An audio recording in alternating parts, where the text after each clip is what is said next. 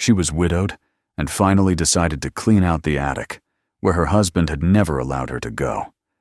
Among the old hay, she found something he had kept secret his entire life. Subscribe to the channel and write in the comments which city you are watching from.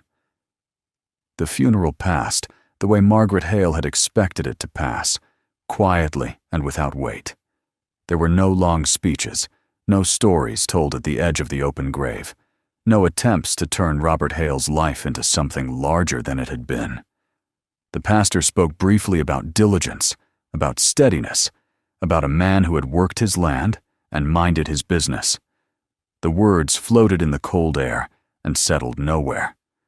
A handful of neighbors stood in their dark coats, shifting their feet against the frozen ground.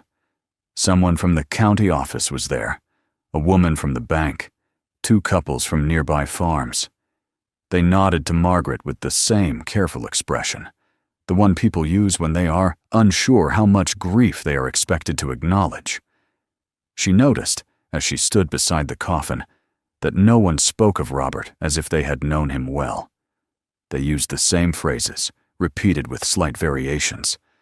Quiet man, kept to himself, good worker, never caused trouble. It occurred to her, with a dull sense of surprise, that even after 47 years of marriage, these were the same words she might have used if asked to describe him to a stranger. Not because they were untrue, but because they were incomplete, and because neither of them had ever tried to make them fuller. When the coffin was lowered and the earth was returned to its place, Margaret felt no dramatic shift inside herself. There was no moment of collapse, no sharp intake of breath, no feeling that the ground had been taken out from under her. Instead, there was a simple, steady awareness that Robert was no longer beside her, and that whatever had filled the space between them all those years was now gone as well. She accepted condolences, thanked people for coming, and listened as the group dispersed back toward their cars. The cemetery grew quiet quickly, as rural places do, the silence settling back into the land, as though it had only been disturbed temporarily. She drove home alone. The farmhouse appeared at the end of the gravel road, exactly as it always had, its white paint dulled by decades of sun and wind, its roofline familiar enough that she could have drawn it from memory. For years, that sight had meant continuity, routine, the assurance that something remained unchanged no matter what else passed. That afternoon, it felt different. The house did not seem smaller or larger, but emptier, as if its purpose had been quietly withdrawn. Inside, the air was cold. Margaret turned on the lights one by one, moving through the kitchen, the living room, the narrow hallway that led to the bedroom. The furniture sat where it always had. Robert's coat still hung by the door. His boots were lined up neatly on the mat, cleaned and placed there weeks earlier, before his final illness had confined him to the bed. Everything suggested that he might return at any moment, and yet the absence was unmistakable. The house held no echo of him, no lingering warmth. It was simply a structure filled with objects. Margaret removed her coat and set it over the back of a chair. She stood in the kitchen longer than necessary, listening to the faint hum of the refrigerator, the ticking of the old clock on the wall. She realized then that there was nothing pressing her forward, no obligation waiting to be met. For the first time in decades, her time belonged entirely to her, and the realization felt less like freedom than like disorientation. Practical matters asserted themselves soon enough. The farm had been modest but steady, and Robert had managed it with the same quiet consistency he applied to everything else. Still, there were taxes to be paid, decisions to be made. Margaret was 72 years old. They had no children. The land would not work itself, and she no longer had the strength to do what Robert had done for so long without complaint. Selling the property was not a betrayal, she told herself. It was simply an acknowledgement of reality. That evening, she began to move through the house with a different intention, not to remember, but to sort. She opened drawers that had not been opened in years, cupboards filled with mismatched tools, shelves lined with old manuals and faded paperwork. She worked slowly, methodically, setting aside items to be kept, discarded, or donated. There was little that surprised her. Robert had been orderly to the point of invisibility. He owned nothing extravagant, nothing sentimental beyond what necessity required. The bedroom was much the same. His side of the dresser held neatly folded shirts, worn thin at the elbows. His nightstand contained a pair of reading glasses, a small flashlight, and a pocket Bible, whose pages showed signs of frequent handling, but no annotations. Margaret closed the drawer and felt an unexpected irritation. Even now, Robert had left no trace of explanation, no hint of inner life beyond routine and restraint. The garage and the barn revealed only more of the same. Tools arranged by size and function, equipment cleaned and maintained, even when age had made its use impractical. It struck her then that Robert had prepared for his absence in every way except the one that mattered. He had left the house in order, but the marriage unfinished, the silence intact. It was while standing in the kitchen again, late that night, that her attention returned to the ceiling. The attic hatch was small and square, its outline barely noticeable unless one was looking for it. A simple wooden panel with a recessed handle, painted the same color as the surrounding plaster. She could not remember the last time she had truly noticed it. The attic had never been part of their shared life. It was a place that existed only as an idea, something Robert dismissed whenever it was mentioned. Just hay and old junk, he would say, his tone final, but not unkind. The floor won't hold. Best to leave it be. She had accepted that explanation without challenge.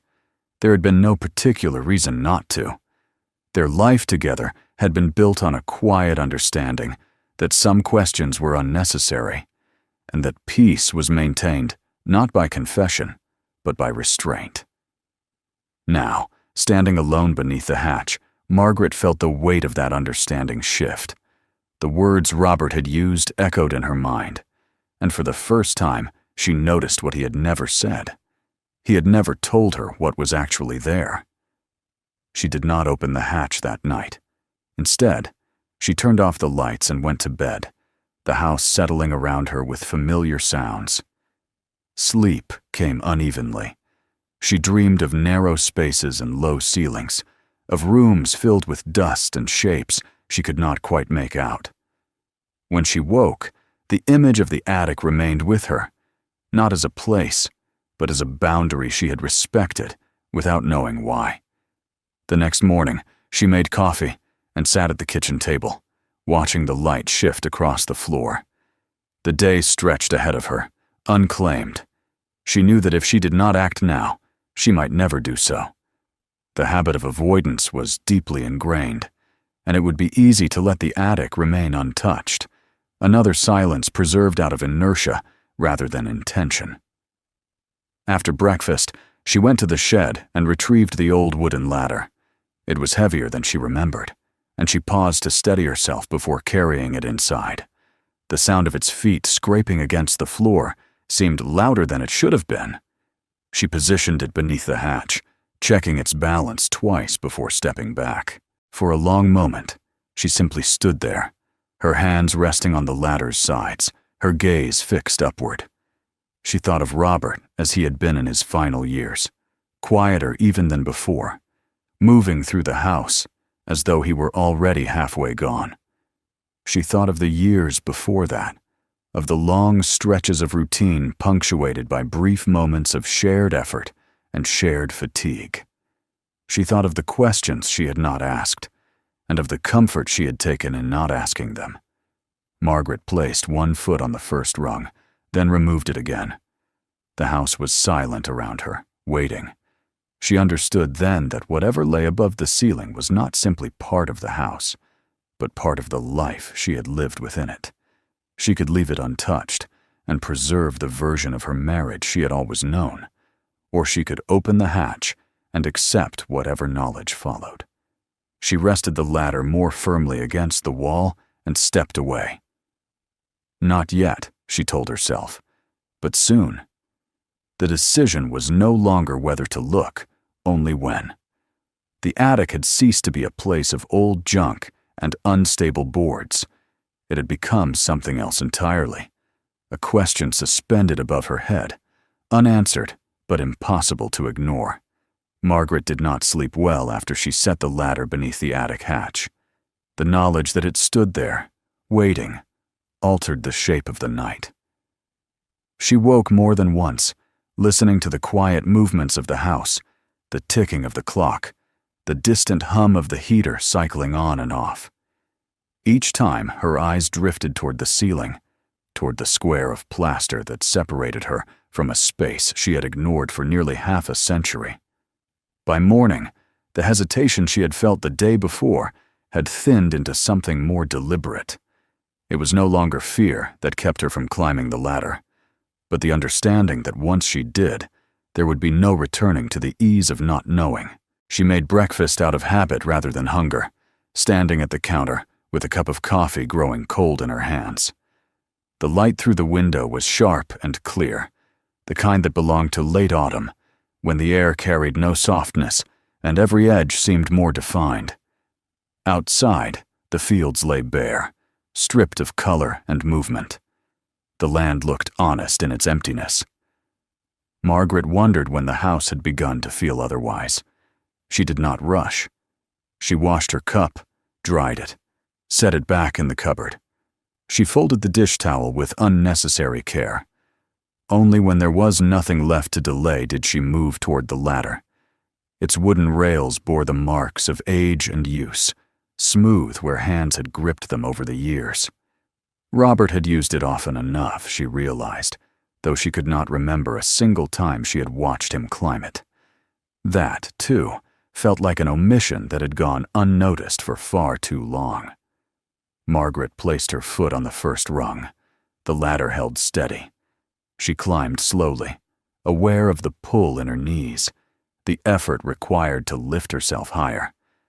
At the top, she reached for the recessed handle and hesitated for a fraction of a second, long enough to register the quiet certainty that whatever lay above had been kept from her intentionally. Then she pulled. The hatch opened with a dry creak, releasing a thin veil of dust that drifted down into the kitchen air. Margaret paused, letting it settle, then pushed the panel fully aside and lifted herself the rest of the way up. The attic greeted her with the expected signs of neglect. Low beams crossed the space, their surfaces dulled by time. The floorboards were uneven, but solid beneath her weight. The smell of dry hay and old wood filled the air, not unpleasant, but heavy with age. At first glance, there was nothing remarkable. Piles of baled hay lay stacked along the far wall, their edges softened by years of compression. A few broken crates sat nearby, their contents long since reduced to fragments of metal and splintered wood. An old chair leaned against a beam, one leg shorter than the others, its seat webbing frayed and sagging. This was exactly what Robert had described, exactly what she had imagined. A place of leftovers and disuse, a space unworthy of attention. Margaret took a step forward, then another, testing the boards as she went. The attic extended farther than she had expected, narrowing slightly toward the back where the roof sloped downward. She moved with care, not because the floor seemed weak, but because the quiet felt fragile, as though a careless movement might disturb something that had remained undisturbed for a long time. It was her foot catching on an edge of wood that drew her attention downward. At first, she assumed it was part of a crate or a loose board.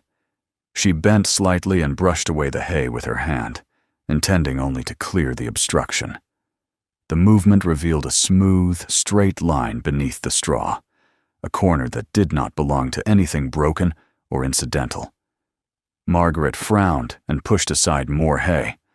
The corner became an edge. The edge became a flat surface. Wood, carefully planed, its grain still visible beneath a thin layer of dust. She cleared more of it, her movements slow and deliberate now, her breathing shallow. The shape that emerged was unmistakable, even before it was fully revealed. It was a small coffin. The realization arrived without drama, without the sharp intake of breath she might have expected. It settled into her mind with a weight that seemed disproportionate to its size.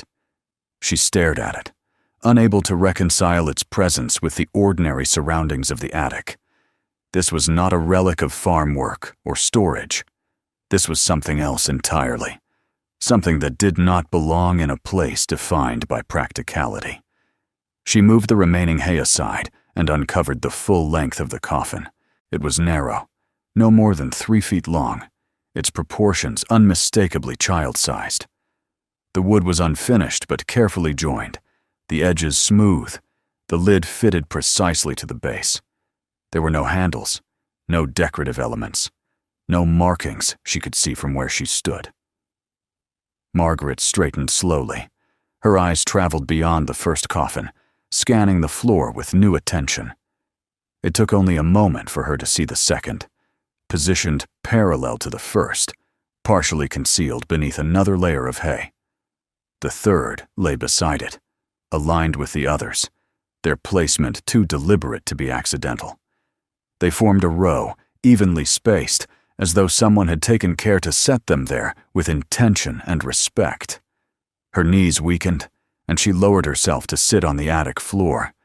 The boards were cold beneath her, the dust rising slightly as she shifted her weight. She did not touch the other coffins yet. She needed time to understand what she was seeing, time to let her mind adjust to the presence of objects that should not have existed in her home. There were no names carved into the lids, no dates painted or etched in a visible hand. The surfaces were bare, their simplicity making them more unsettling rather than less. These were not ceremonial objects, not items meant to be seen by others. They had been made for a purpose that did not include display or explanation. After several minutes, Margaret reached out and rested her hand on the lid of the nearest coffin. The wood felt dry and cool, solid beneath her palm. She expected, irrationally, for some sign of resistance, some indication that touching it was forbidden. There was none. The coffin remained inert, silent. She lifted the lid carefully, half expecting it to be heavier than it was. It came free without resistance. Inside, there was no body, no remains of any kind. The interior was lined with dried grass, arranged in a neat layer, as though to cushion something that was no longer there. A small piece of fabric lay folded at one end, faded beyond recognition, its original color impossible to determine. There was a ribbon, brittle with age, its ends frayed. Margaret closed the lid slowly. The absence inside the coffin did not bring relief. It deepened the sense of wrongness, of displacement. An empty coffin wasn't a solution. It was a question. She opened the second and third in turn. Each was the same. Dried grass.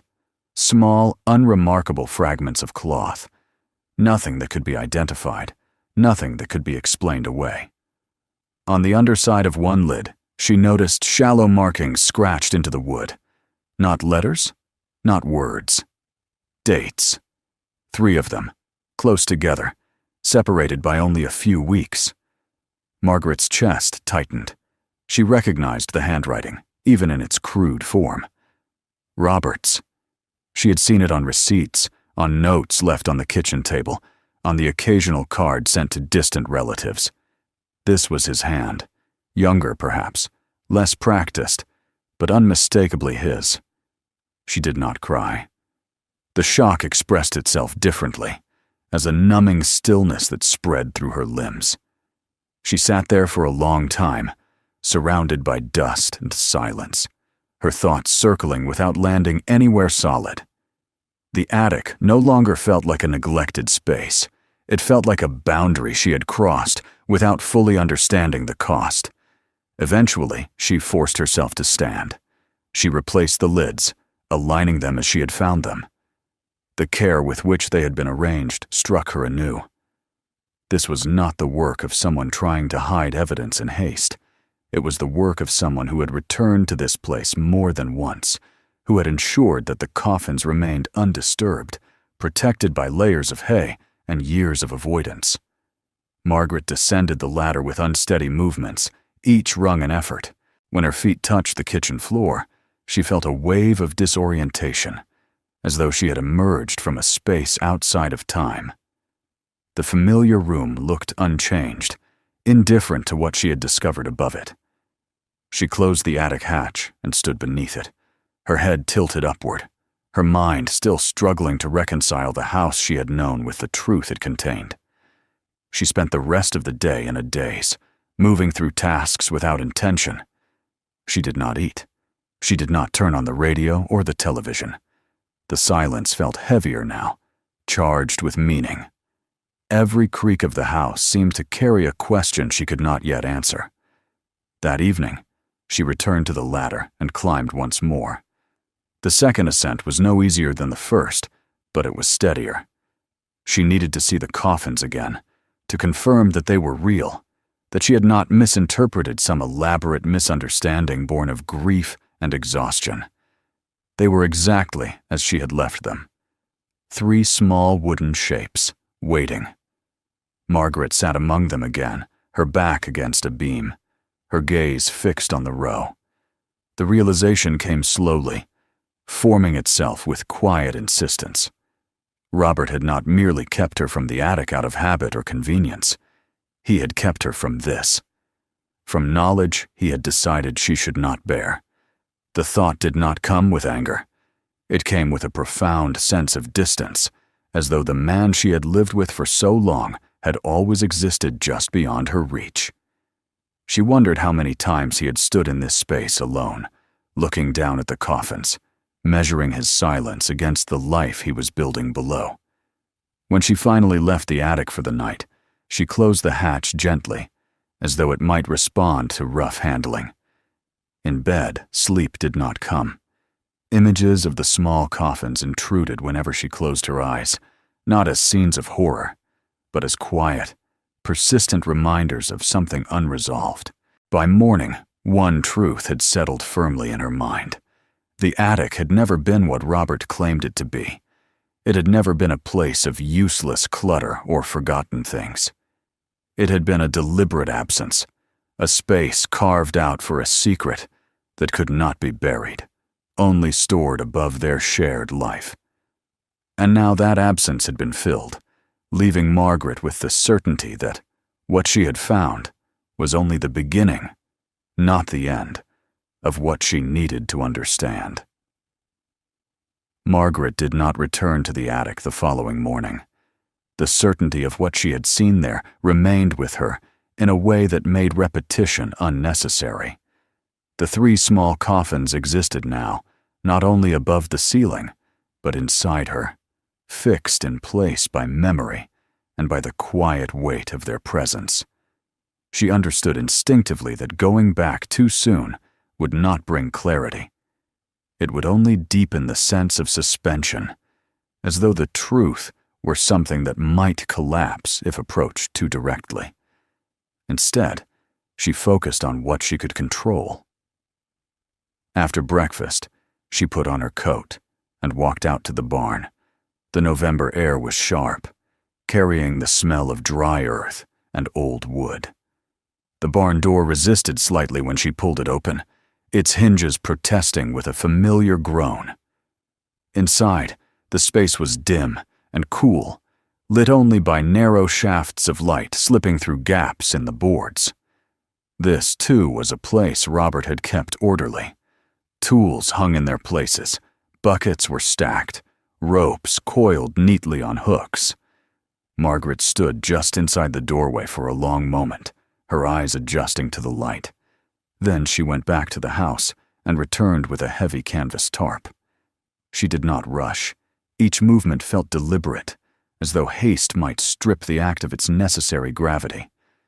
She climbed the ladder once more, her body moving now with the resigned steadiness of someone who knew there was no turning back. Carefully, she lowered the coffins one by one, her arms straining under their unexpected weight. They were not heavy in any practical sense, but she felt as though she were carrying something far denser than wood. She placed them at the far end of the barn, away from the door, aligning them as she had found them. She covered them with the tarp and weighted the corners with old feed sacks to keep it from shifting. When she stepped back, there was nothing visible to suggest what lay beneath. The barn returned to its familiar appearance, its silence intact. Only Margaret knew what had been added to it. The act of moving the coffins grounded her. It transformed the discovery from a shock into a responsibility. Whatever they represented, they were no longer suspended above her head, hidden by habit and avoidance. They were now part of the world she inhabited, and that meant she would have to decide what to do with them. Back in the house, Margaret resumed sorting through drawers and shelves, though now the activity carried a different purpose. She was no longer simply preparing the house for sale. She was looking, with a sharper eye, for traces she might have overlooked before. Objects had a way of holding answers without knowing they did so. They waited patiently, indifferent to the questions that might one day be asked of them. Robert's papers revealed nothing new at first. Bank statements, tax forms, warranties for appliances long since replaced. Everything was accounted for, every year documented. It struck Margaret that his meticulous record-keeping had always been a kind of shield. It gave the impression of transparency while concealing the absence beneath it. One could know exactly how much he had earned in any given year, and still know nothing of what he carried. She found herself thinking back over their marriage, not with nostalgia, but with scrutiny. Robert had been kind in the ways that did not require explanation. He fixed things when they broke. He brought in firewood before winter storms. He asked about her day, and listened to the answer, though he rarely added much of his own. He had never raised his voice, never given her reason to doubt his reliability. And yet there had always been a distance, subtle enough that it could be mistaken for reserve rather than concealment. Children had been the one subject that had hovered between them without ever quite taking shape. They had tried, for a few years early in their marriage, with a mixture of hope and quiet disappointment. Doctors found nothing wrong with either of them. There was no clear explanation, no diagnosis that could be accepted or challenged. Eventually, the effort faded into resignation. Margaret had grieved in her own way, privately, while Robert seemed to absorb the loss without comment. She had taken his silence as strength, as acceptance. Now she wondered what it had truly meant. She remembered the way he would stiffen when a neighbor's baby cried nearby, his attention snapping too sharply toward the sound before he forced himself to look away. He had never held an infant for long, always finding a reason to pass the child back to its mother. At the time, Margaret had dismissed it as discomfort, a lack of familiarity. Many men of his generation had been uneasy with small children. The memory took on a different color now, edged with significance. Late that afternoon, Margaret drove into town. The county seat was small, its buildings clustered around a modest courthouse, whose stone facade bore the marks of decades of weather. She parked along the street and walked inside, her footsteps echoing in the hallway. The clerk behind the counter looked up and greeted her by name. In places like this, anonymity was rare. Margaret explained that she was sorting through old family records and wondered if there were any archived documents related to properties or organizations that had operated in the area in the middle of the last century. The clerk listened politely, then nodded and led her to a back room filled with metal shelves and labeled boxes. Dust hung in the air, disturbed by their movement. They searched for a while, pulling folders and scanning lists.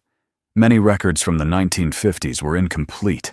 Fires, floods, poor storage practices had taken their toll. Margaret noticed, however, a brief mention in one ledger of a privately run infant care facility. Its name crossed out in ink, and replaced with the word closed. There were no details, no explanation, just a date and a note about irregular licensing. When she asked about it, the clerk shrugged. It was before her time, she said. Those places existed, especially after the war, when there were more babies than families willing or able to take them. Some were legitimate, some less so. Eventually, regulations tightened, and the informal arrangements disappeared. Margaret thanked her and left, the ledger's single line repeating itself in her thoughts. The drive home felt longer than usual. The fields passed by in muted browns and grays, their openness offering no distraction. Margaret's mind returned again and again to the coffins, to the dates scratched into their lids. She tried to place them in time, to align them with what she now knew of Robert's early life. He had been born in the early 1930s, raised on a farm not far from the one they had shared. By the early 1950s, he would have been old enough to work full-time, old enough to be trusted with responsibilities beyond his years. At home, Margaret returned to the barn. She lifted the tarp from one corner and knelt beside the coffins. This time, she opened them more carefully, examining their contents with a measured attention that bordered on reverence. She noticed details she had missed before. The fabric inside one was a fragment of a blanket, its weave tight and fine, not something that would have been wasted on a child expected to stay only briefly. Another contained a small metal clasp, perhaps from a garment, its surface dulled but intact. In the third coffin, tucked beneath the dried grass, she found a thin notebook. Its cover was stained with oil and dirt, its edges worn soft. She recognized it immediately as something Robert would have used. He had always favored plain notebooks, unadorned, functional. Her hands trembled slightly as she lifted it free. Margaret did not open it right away. She closed the coffin and replaced the tarp, then carried the notebook back to the house. She set it on the kitchen table and sat across from it, her hands folded in her lap. The silence pressed in around her, heavier than before.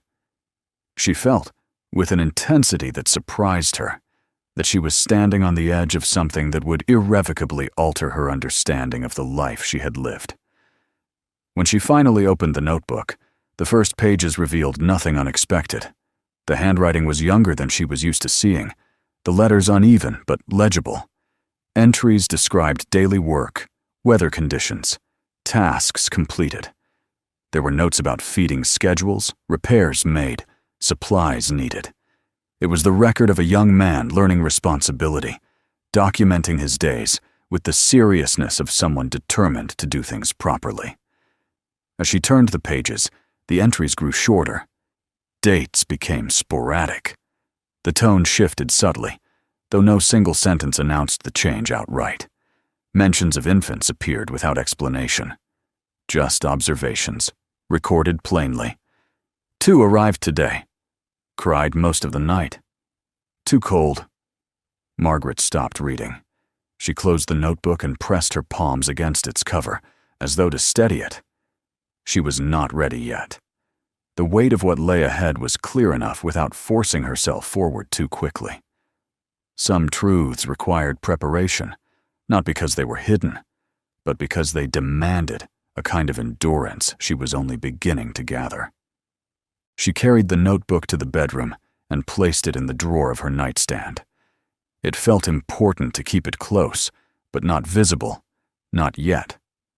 That night, she lay awake again, the images returning unbidden.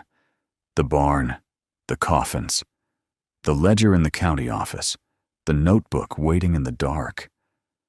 By morning, Margaret understood something fundamental had shifted. The things in her life had always been reliable in their indifference. They had never asked her questions, never demanded interpretation. Now, those same objects had begun to speak, not aloud, but through the meanings she could no longer ignore. The house, the barn, the land itself seemed altered, no longer neutral backdrops, but participants in a history that had been carefully contained and quietly endured. She rose and dressed with a sense of purpose that had been absent since the funeral. The answers she sought would not come from avoidance or from the careful preservation of appearances. They would come from facing what had been recorded and what had been hidden, from reading the words Robert had written when he was young and afraid and alone. Margaret returned to the kitchen table, pulled the notebook from the drawer, and opened it once more. This time, she did not stop. Whatever winter Robert had carried within him, whatever silence he had built his life upon, she was ready to follow it back to its beginning, knowing that once she did, there would be no place left for the attic to exist, as it once had, empty in name only. Margaret began reading the notebook before the sun had fully risen, the pale light barely strong enough to soften the edges of the kitchen. She sat at the table where she and Robert had eaten thousands of quiet meals, the oil-stained pages spread open before her, her hand steady in a way that surprised her. There was no hesitation left now. What she had postponed the night before had not been fear so much as respect for the weight of what lay ahead. Now that weight had settled, and with it came a kind of clarity. The early entries moved slowly, methodically, much like the man Robert had become. Weather noted with precision, work done and work undone, mentions of livestock, fences, repairs that needed attention. Margaret could almost see him as he had been then, younger, leaner, writing at the end of a long day with hands still rough from labor. There was nothing in those pages that suggested drama or deviation. If she had found only these entries, she might have closed the notebook convinced that she had misread the significance of the coffins entirely. But then the tone began to shift, so subtly that she might not have noticed it if she had not been looking for it. The dates grew closer together, the handwriting tighter, as though the writer were pressing the words onto the page rather than allowing them to flow. Mentions of routine were interrupted by short, unexplained notes. They came late. Another one today. Cold again. Margaret read on, her eyes adjusting to the rhythm of a life she had never known. Robert was 17 when the entries began to change in earnest.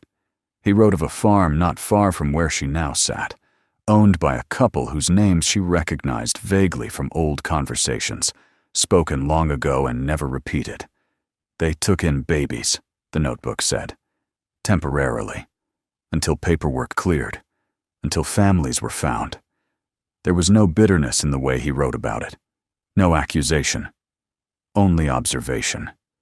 He described the babies as quiet or small, sometimes noting how long they slept or how often they cried. He recorded feeding times and the difficulty of keeping the house warm enough during the early winter.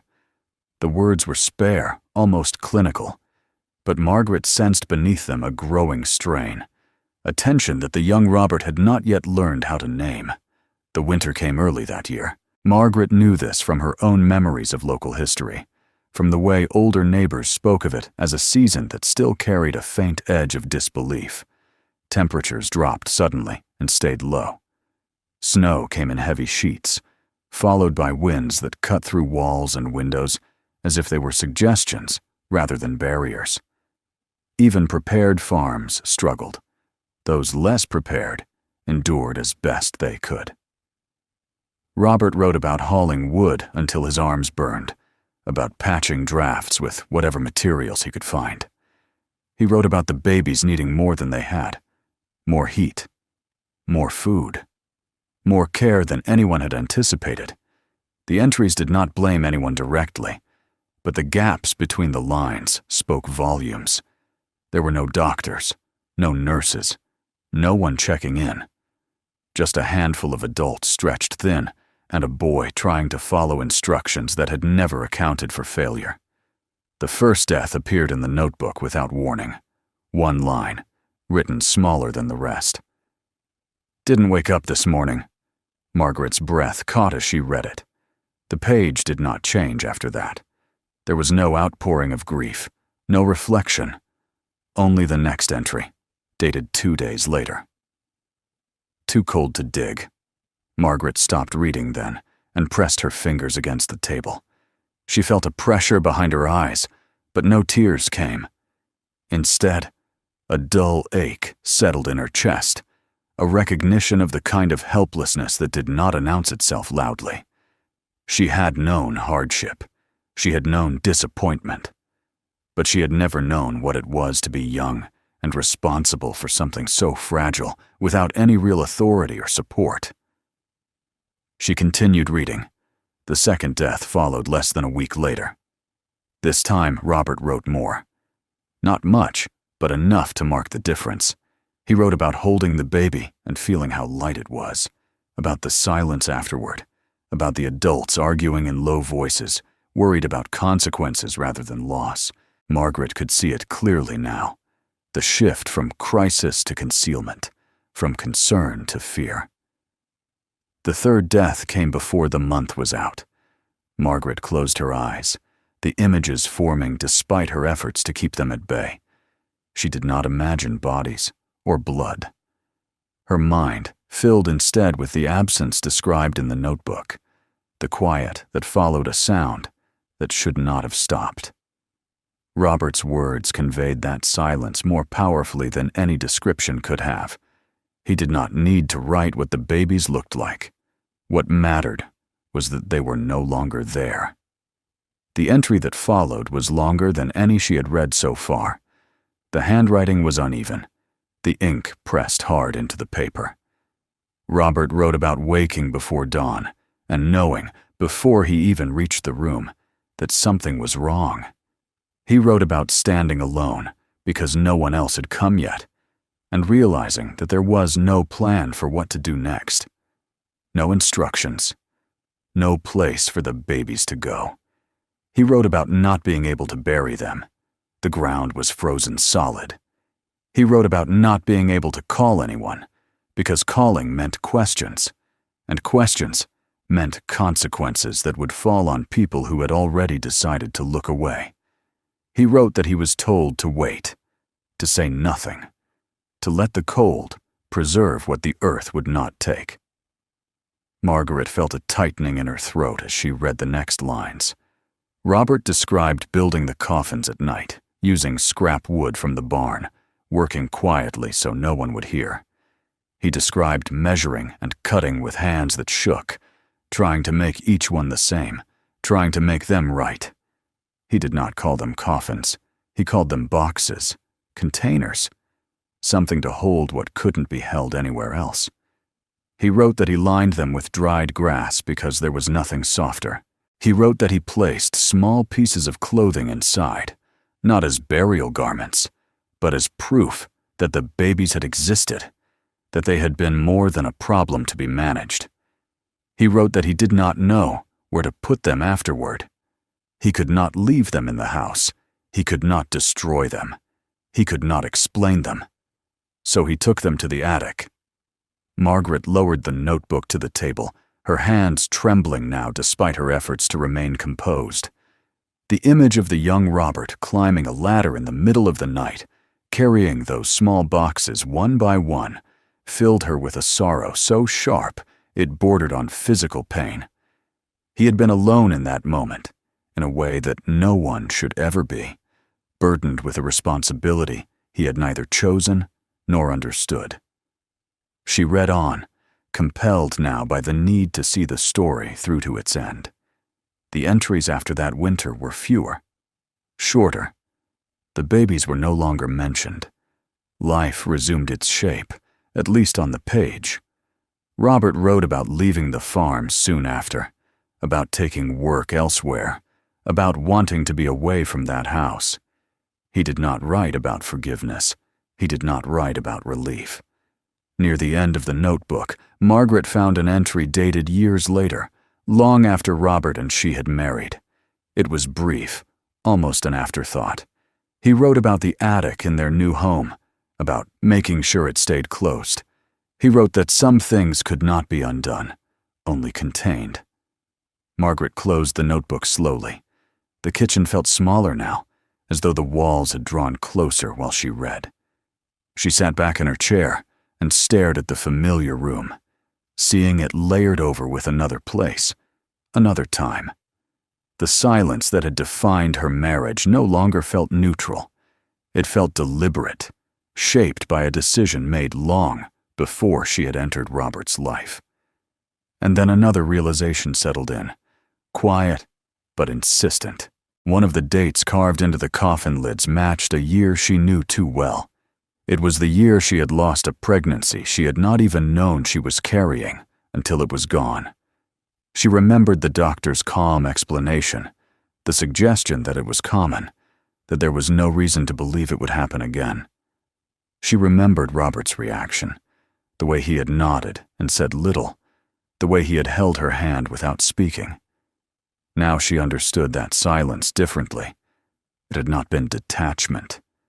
It had been recognition.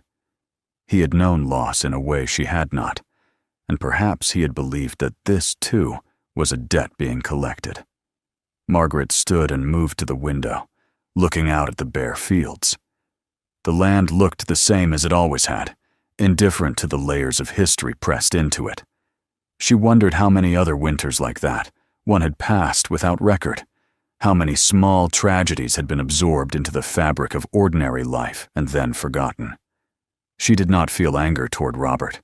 What she felt was heavier and more complicated.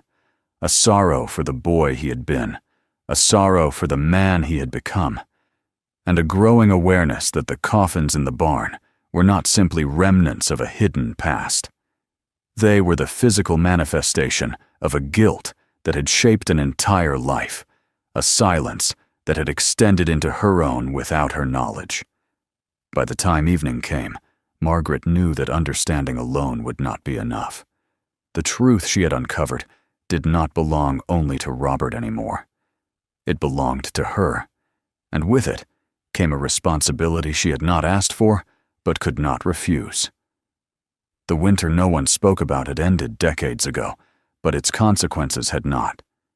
And now, with the attic empty and the notebook read, she stood at the threshold of a choice that would determine whether that silence would finally be given a form, or whether it would continue to exist, unspoken, just beyond the reach of daylight. The notebook remained on the kitchen table long after Margaret had finished reading it, its presence altering the room as surely as if another person had taken a seat there. She did not move it right away. She needed to understand how it belonged now, not as an artifact of Robert's youth, but as a fact of her own life. The winter he had written about no longer existed only in ink and memory. It had crossed a boundary, entered the present, and settled into her days with the same quiet insistence that had once defined their marriage. She spent the afternoon moving through the house without purpose, touching objects and setting them down again, aware that everything she had known now carried an additional layer of meaning. The clock on the wall marked the hours with patient indifference.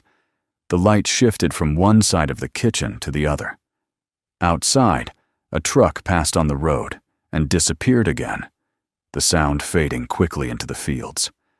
Life continued, unchanged, even as her understanding of it rearranged itself. Margaret returned to the barn as dusk approached. The sky had taken on the flat gray of early winter evenings, when color drained from the world all at once. She lifted the tarp from the far corner and knelt beside the coffins, her breath forming faint clouds in the cold air. She studied them again, this time not as a discovery, but as a responsibility. They were simple, unadorned, made with care but without flourish. They were not accusations. They were acknowledgments. She tried to imagine what Robert had expected would happen to them. He had carried them from place to place, from one attic to another, preserving them as symbols rather than remains. He had not buried them, but he had not destroyed them either. The choice suggested an intention that had never been fully articulated. He had wanted them to exist, but he had not known how to give them a place. Margaret sat back on her heels and considered the options before her. The first was the easiest, at least on the surface. She could destroy the coffins, burn them, or break them apart, scatter the grass and cloth back into the earth. The barn would return to its previous state, the secret erased as thoroughly as it could be. No one would ever know. The past would remain contained within memory and ink, and even those would fade with time. It was a tempting thought, not because it offered relief, but because it offered finality. She dismissed it almost immediately. Destruction felt too close to denial. Robert had not kept the coffins all these years so that they could be erased when he was gone. Whatever his reasons, they had survived because he had believed, at least on some level, that they mattered. To destroy them now would not free her from responsibility. It would only transfer it into a different form. The second option was to leave things as they were. She could return the tarp to its place, close the barn, and carry on with her plans to sell the property. The coffins would pass into someone else's hands, perhaps discovered by strangers who would have no context for what they found. Or they might never be found at all, buried beneath years of neglect and disinterest. The thought made her uneasy. Passing the burden along without explanation felt like a continuation of the same silence Robert had maintained, a silence she now understood too well. The third option was the most difficult and the most complicated. She could go to the authorities, present the notebook, explain what she had found. It would reopen a chapter of local history that had been deliberately closed, perhaps for good reason. People who were long dead would be named and judged in absentia. Families might be forced to confront stories they had chosen to forget. And Robert's memory would be altered irreversibly, recast not as that of a quiet farmer, but as a witness to something far darker. Margaret understood that justice did not always look like exposure.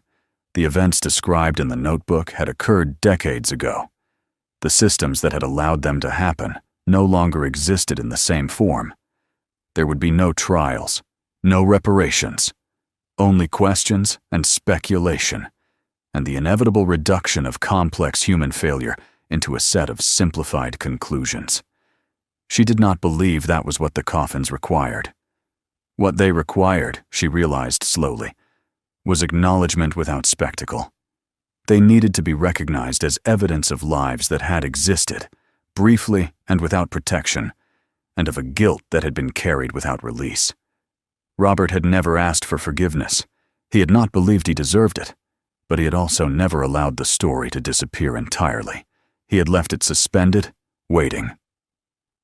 Margaret rose and replaced the tarp carefully. She closed the barn door and stood outside for a moment, her hand resting on the rough wood. The decision forming in her mind did not feel sudden or dramatic. It felt like the natural conclusion of a long process that had begun before she was even aware of it. She would give the coffins a place, not as evidence and not as confession, but as recognition. The following day, she drove back into town. She stopped first at the small monument company on the edge of the highway, a place she had passed countless times without ever entering. Inside, the air smelled faintly of stone dust and polish. A man behind the counter looked up and asked how he could help her. Margaret explained that she needed simple markers, small ones, without names. She chose plain stone, unpolished, durable. When the man asked what should be inscribed, she hesitated only briefly before answering. "For those who were never given a chance," she said. The man nodded, wrote it down without comment, and told her they would be ready within the week. On her way home, Margaret stopped by the county office again, not to present the notebook, but to inquire about burial permits.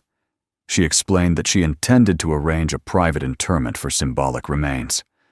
The clerk asked few questions, offered the necessary forms, and pointed out an unused section of the cemetery on the far side, away from family plots.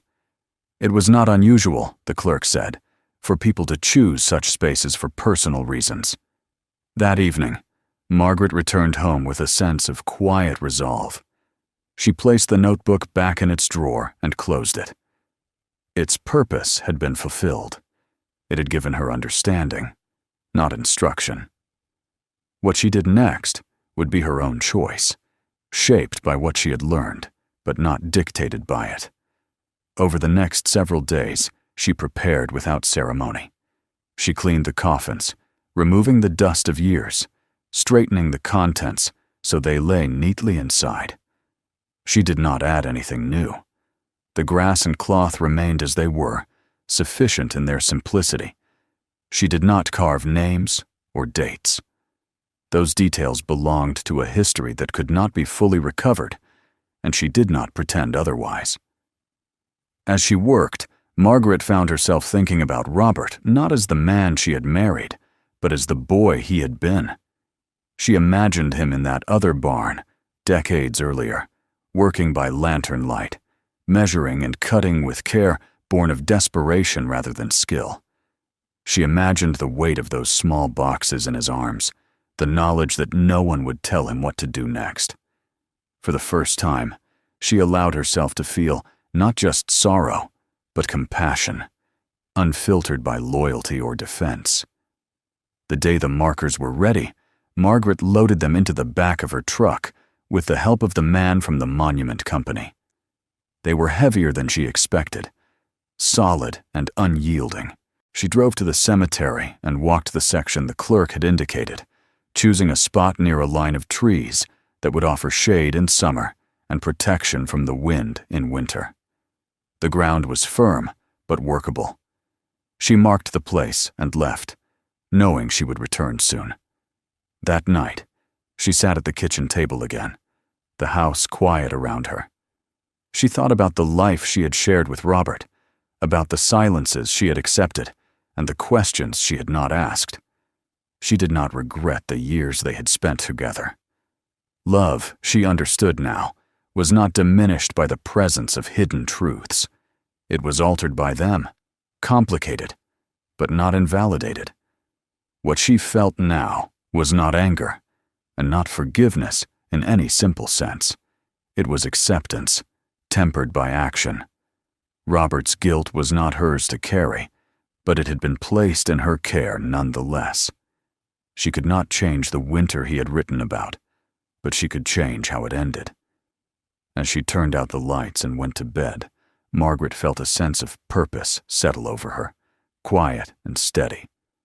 The choice had been made. The coffins would not remain hidden, and they would not be used to reopen wounds that could no longer be healed. They would be given a place, modest and unremarkable, where the silence that had defined them could finally be transformed into something else, something acknowledged, something at rest.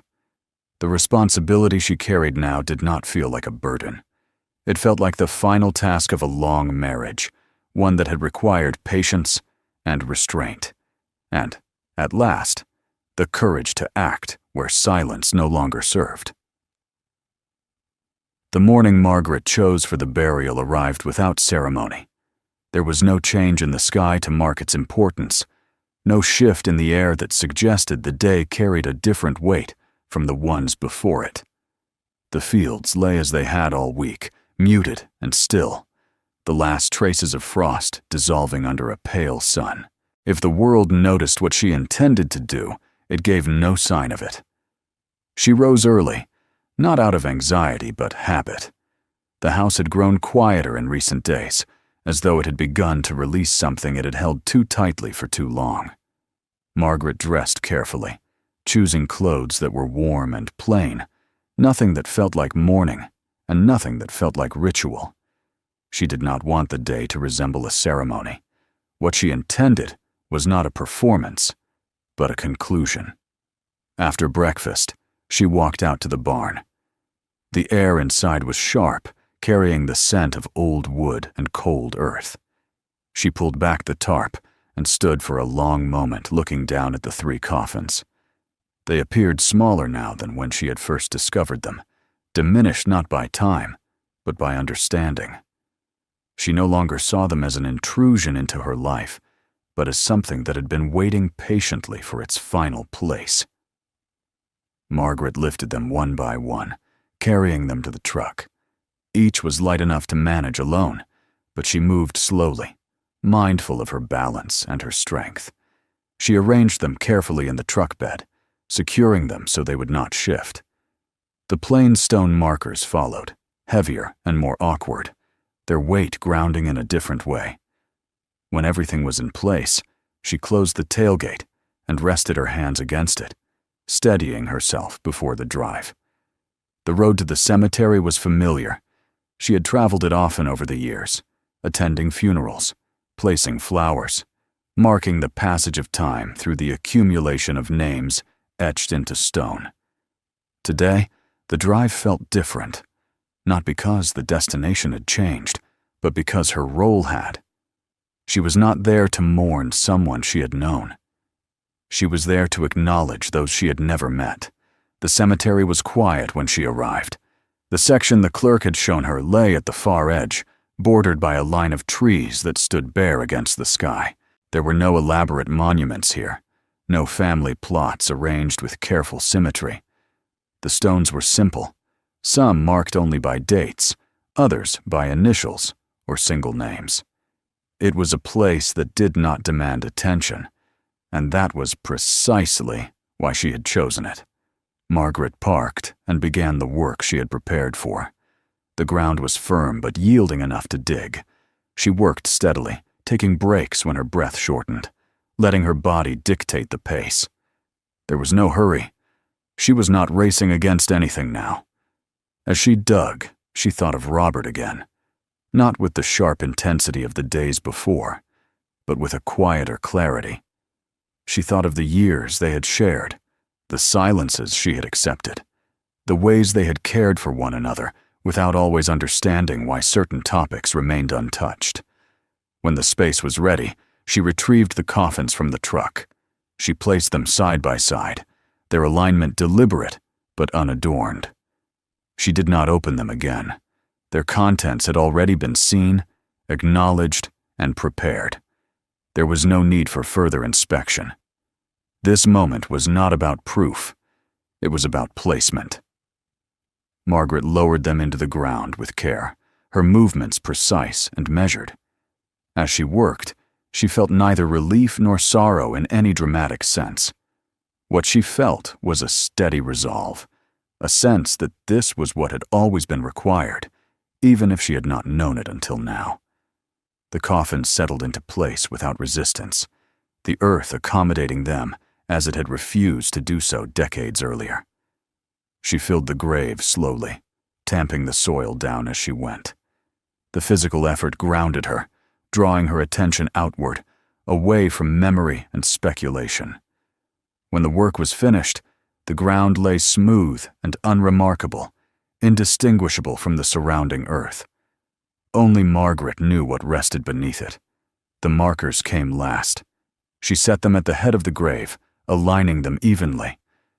The stone was cool beneath her hands, its surface unpolished, its inscription simple. She stepped back and read the words again, letting them settle into the space.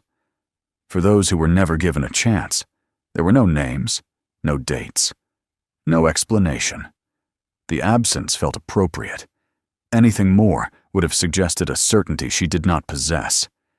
These children had existed briefly, without records that endured, without a place in the histories people told about themselves. To impose names now would have been an act of invention rather than recognition. Margaret stood there for a long time after the work was done. She did not pray. She did not speak aloud.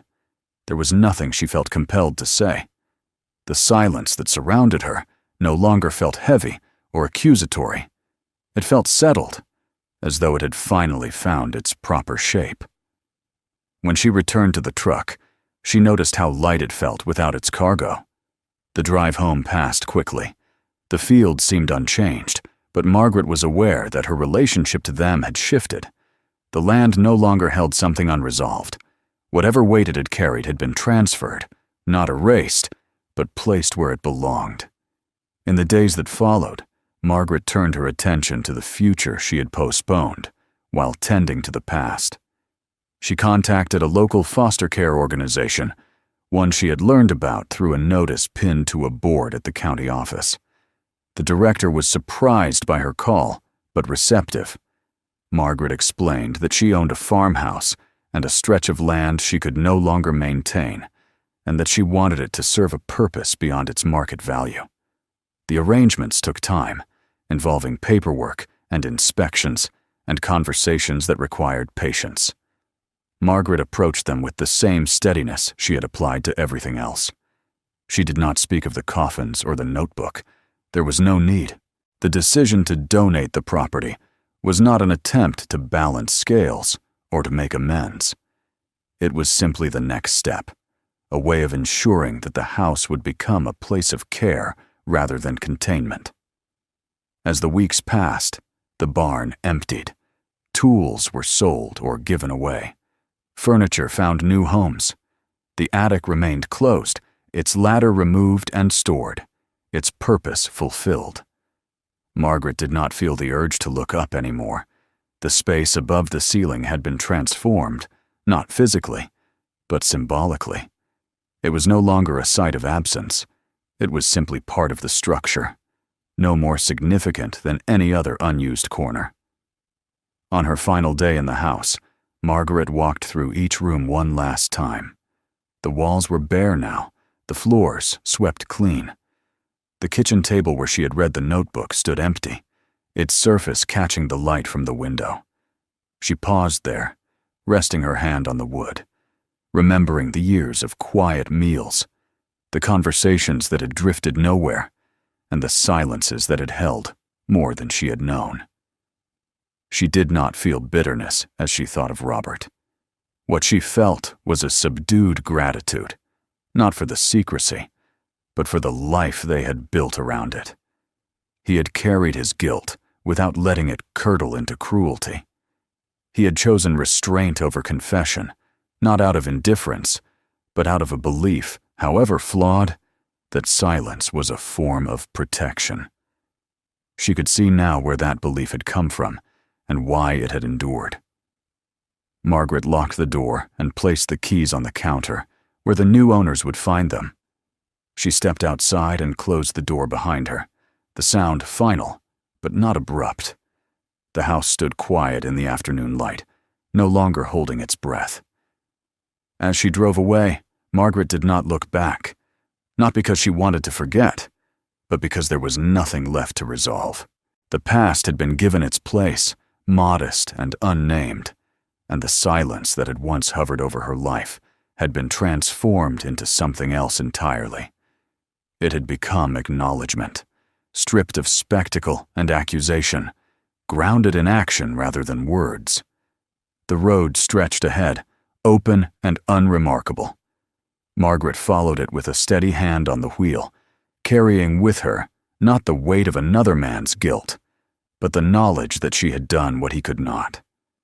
She had given the forgotten a place, and in doing so, she had freed both the living and the dead from the attic that had never truly existed, except as a space where silence waited for someone willing to listen, and finally, to act.